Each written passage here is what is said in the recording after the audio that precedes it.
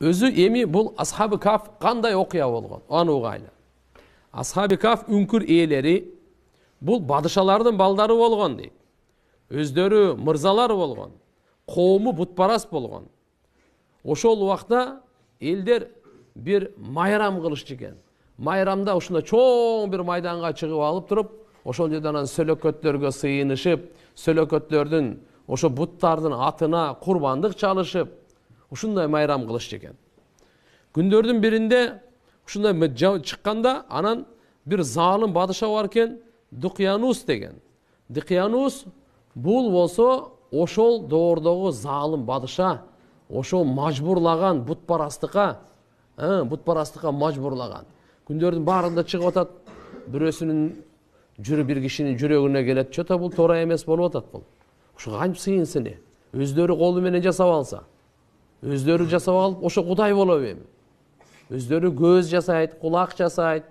Анан эми ошого сыйынып атса, ал кантип кудай болсун деп, бир дарактын түбүнө барып отуруп алат. Мен буга аралашпайм деп. Бир аздан кийин дагы бирөө барат.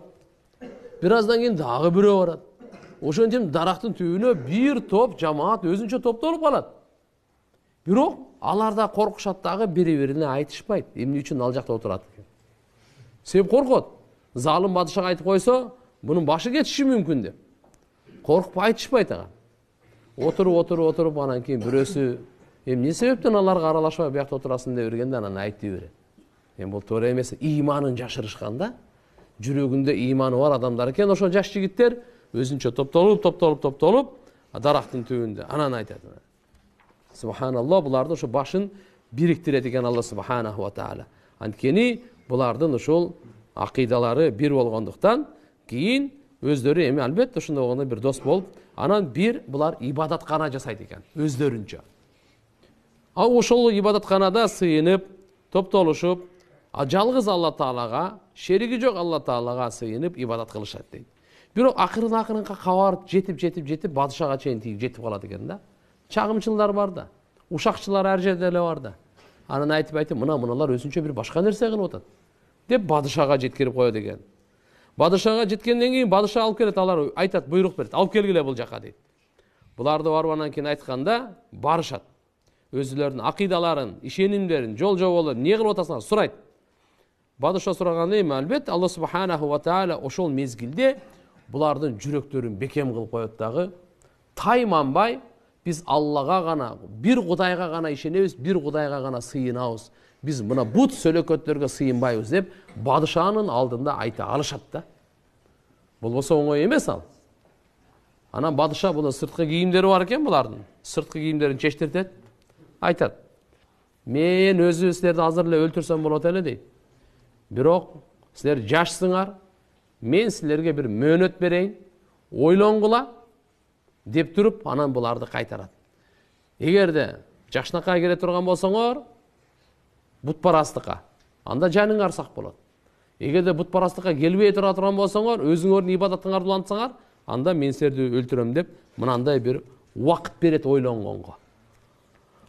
Мына ошол убакыт Алла Тааланын бир жардамы, Алла Тааланын лутф карамы момундарга дайым ушундай болуп мүмкүнчүлүк берилип турган, бул адамдар качып кеткенге мүмкүнчүлүк табышат дагы, анан ошо бая тоого качып кетишет. Буларды көргөн, карап турган ит дагы аркасынан ээрчип алат. Итти кет деп калтырса болбойт. Кайрадан ээрчип атат, тегеле койчу деп туруп анан бундай ээрчип алат. Ити менен чогуу кетишет булар, субханаллах.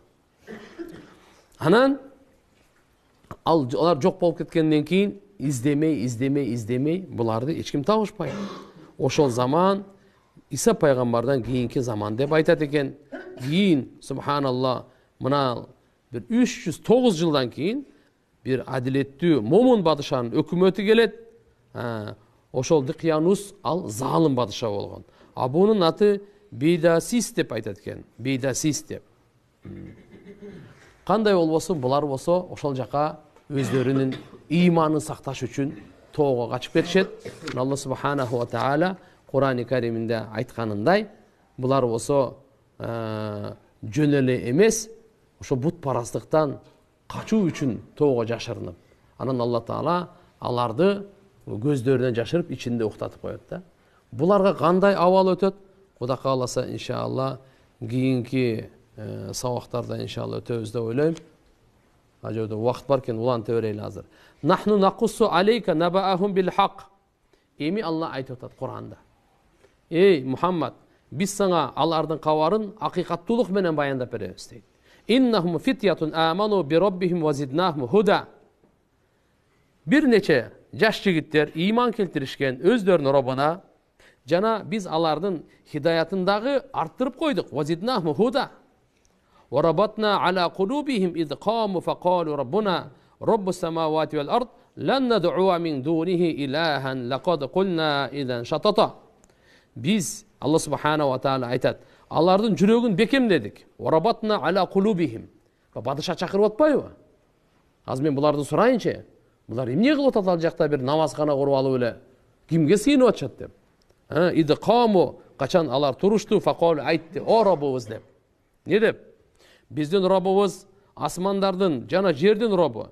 Биз Алла Тааладан башканы таштап, башка ибадат кыла албайбыз башкага. Андай кыла турган болсок, өтө чектен чыккан сөздү айткан болобуз. Лакад кулна идан шатата. Эгерде биз Алладан башкага сыйынганды, сөйлөкөттөрдү, буттарды айта турган болсок, анда биз өтө ашкан, чектен ашып кеткен, Алла Таала наразы боло турган сөздү айткан болуп калабыз. Ха улай кавмуна иттахаду мин дунихи алиха. Мына ушул биздин коомубуз да өзү. Алар болсо Алладан башканы кудай кылып армап алышты дейт. Лаула я'туна алейхим би султанин байин.